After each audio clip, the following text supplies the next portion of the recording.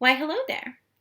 First of all, I want to apologize for the lack of videos recently. I've been incredibly busy and quite sick, but all of that seems to be coming to an end now, so starting with this video, I should be uploading content much more regularly again. So I'm really sorry about that, but thank you for your patience with me. So, this video. My last talking video was 5 great things about living in Japan, so I wanted to make the opposite video, 5 not so great things about living here. Before I start, I want to make a disclaimer that my experience so far living here has been overwhelmingly positive, and I really don't have that many bad things to say at all. But I wanted to make this video for 2 reasons. The first being just for balance's sake. I want to present as realistic a view as possible of my experience here, and this is part of that. And the second reason is that I feel like just being aware of potential problems that you might run into and difficulties that you might have makes it easier to deal with them if they come up. So I wanted to tell you some of the difficulties that I've had and just make you aware of their existence in the hopes that they are easier to deal with if you come across them yourself. So without further ado, let's get started. Number 1 is extreme weather. This one obviously depends on whereabouts you're living, but I'm going to be talking about mainland Japan in general and Kansai specifically because that's where I live. So Japan has 4 very distinct seasons, and for me, autumn and spring are perfection. It's just coming into spring right now, and the weather outside is so beautiful. It's warm and breezy and amazing. But spring and autumn are so short, and then you're into either summer or winter. So for me personally, I am a cold weather type of person, and so winter isn't that big of a deal to me. It does get quite bitterly cold though, so if you prefer hot weather, then be aware of that. It sometimes gets so cold that it's that type of cold where your fingers get really sore from it. I don't know if anyone else gets that. I assume they do, right? Anyway, so winter is very cold, and then summer for me is the killer. It's incredibly hot and humid. It can get to around 45 degrees Celsius and just ridiculous amounts of humidity, and that's the one for me that's really difficult to deal with. Another thing that Japan has that you might not experience in your home country is typhoon season, so that's something else to be aware of. There's just a lot of extreme weather here. So in terms of things that you can do about it, obviously it's weather, there's not really anything that you can do.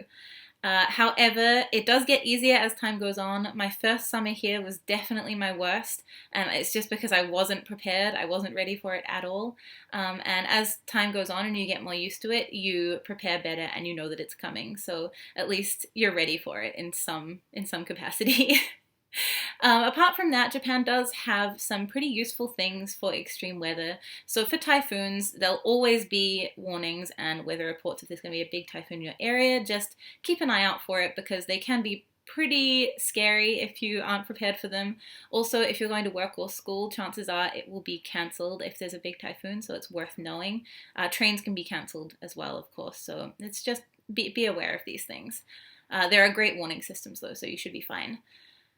For the heat and the cold, there are things like heat pads that you can stick inside your clothing. They're called kairo here, and they're really cheap, so you can just get a huge pack of those for winter and stick them inside your clothes or inside your shoes to try and keep warm. There's also ice gel packs that you put in the freezer for the summer equivalent. There's also at train stations, there's little glass rooms that are air conditioned or heated in the winter. So if you get too hot or too cold waiting on the platform, you can go and sit in there. For summer, there's also a lot of ISO drinks that will replace your body's electrolytes because you sweat a lot in the humidity, and just be aware of that. You can also get heat stroke and heat exhaustion in humidity. So just be aware that humid heat is a lot different from dry heat, and you need to be very conscious of your body and a little bit careful. But there are, as I said, lots of those sports type drinks to replenish your body and help you to feel better in the heat. Yeah, I do think it's really mainly a matter of getting used to it though, as much as it's really difficult to. But yeah, my first one is extreme weather. That's one of the things that was a big difference to me and that I still have trouble dealing with sometimes. Number 2 is inconveniences, and this is a little bit of a strange one because in so many ways Japan is incredibly convenient, but in a few key areas I feel like it's really not. So the first example that I have is that Japan is almost 100% a cash-based society and almost nowhere accepts cards. That in itself is a little inconvenient, but what makes it more inconvenient is that ATMs have opening hours here. Now, I don't know if this is normal in every country, but in New Zealand, ATMs are machines and therefore do not need breaks or time off, so they are open all the time. Um, so here they aren't, and in fact, the opening hours are quite conservative. For example, the ATM down the road from my apartment is open from 9 a.m. until 5 p.m., which means that I can't get there before or after work.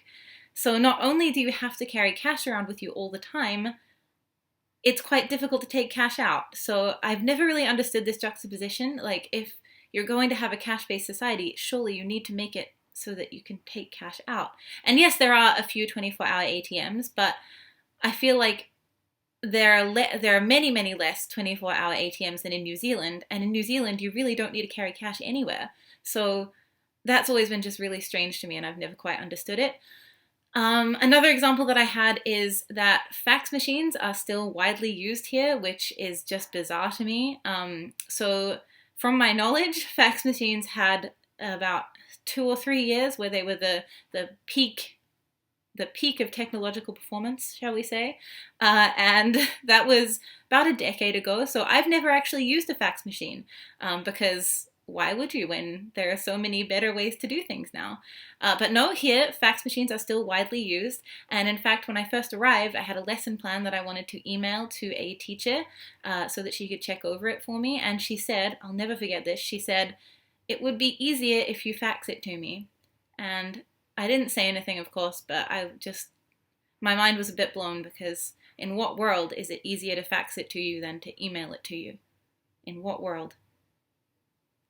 Anyway, so the point is that I feel like often Japan doesn't like to move on from old technology until it's completely obsolete and completely useless. And that can be a little bit frustrating if you're coming from a place that has a lot of newer or more modern technology. The way to deal with that, obviously, is just to have more patience, and that's essentially what I do. Of course, I've since learned how to use a fax machine, which, okay, that's great. And now I always know to take out a lot of money at once so that I don't run out and find myself in an awkward situation with no ATMs open. So these things are just things that, again, you kind of have to get used to, and they can be a little frustrating at times, but I feel like once you get used to them, it becomes normality, and that's just how life is. Number 3 is honne and tatemae. This is a Japanese expression that refers to having 2 characters, the character that you present to the public and the character that has your true feelings. So this is, of course, not unique to Japan. It exists everywhere. However, I do think that it is more pronounced in Japanese culture. I don't actually think it's a good or bad thing inherently, but I do think that it's something that you need to be aware of if you're coming from a culture where it doesn't or isn't so pronounced. So for example, New Zealand is a very casual culture, and I think that we're pretty open in expressing opinions. And so when I first moved here, I missed a lot of things, and I wouldn't pick up on certain things that now I would. So when someone says something here, they might not mean what they say, or if they say nothing, that might mean something as well. And I know that's really vague, but it's a very difficult concept to explain. But I think the most important thing is to be aware. So be aware that when you're reading situations, you shouldn't be reading them in the same way that you would read them at home. There might be certain things that you're expected to pick up on, or certain things that you're expected to read when they weren't said.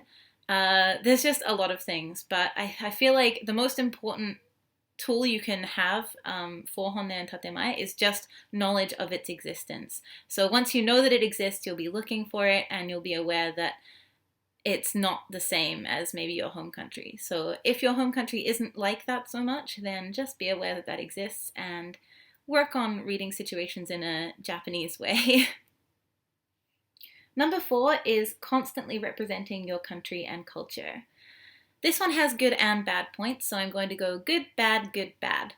The first good point is that, of course, you get to share all of the best aspects of your country and culture, and this is something that I really love doing. And the first bad point is that you're constantly doing this. So no matter what you're doing, no matter where you are, you will always be representing your country and your culture. And this can be tiring and it can be a little bit overwhelming as well, just knowing that there's that pressure on you. Um, Now, a good point that goes with this bad point is that I do feel like, as bad as it sounds, that knowledge that you really are constantly a representative is something that makes you behave a little bit better, right? Like it might make you be a bit more friendly, or it might make you be a bit more kind. And I think that's a really great thing. It's definitely made me be more open to conversations with strangers and more willing to smile just at anyone and everyone all the time. So I do think that one, that bad point has a good point to it as well. But definitely at the start, before I got used to it, I felt like it was quite a lot of pressure to have on me as one person. But you do get used to it, I promise. So the last bad aspect, I think, is that, of course, how other people from your country behave will reflect on you as well. So it's kind of the opposite point. So say, for example, someone had met a New Zealander before me and they were really awful to them. And this person was like, oh, well, I know New Zealanders and they're all horrible. And that's kind of a fair assumption because 100% of the New Zealanders that they've met before me, even though that's one person, were really rude and awful in some way. And there's nothing you can do about that. You can't change the way that other people behave. All you can do is hope that you can change their mind at some point. So that's something that's quite hard to accept, that some people might just really dislike your country because of something that one stupid person did before you. But it is something that you do learn to accept. So yeah, constantly representing for your country and culture is something that is difficult, but I feel like once you get used to it, it can have really good upsides as well. And the last one is a bit of a silly one, and that is just how difficult it is to find anything cinnamon or aniseed flavored in Japan. I know that's stupid, but they're two of my favorite flavors in the whole world, and I really miss them in Japan.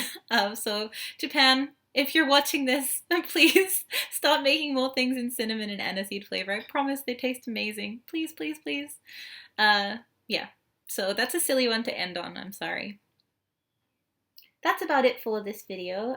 Please don't think that I dislike Japan or that this was just about being negative or anything like that.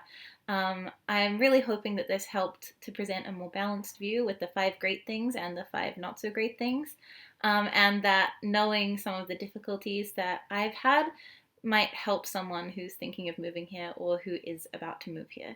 So yeah, I really hope this was a little bit helpful at least, and I will talk to you soon. Bye!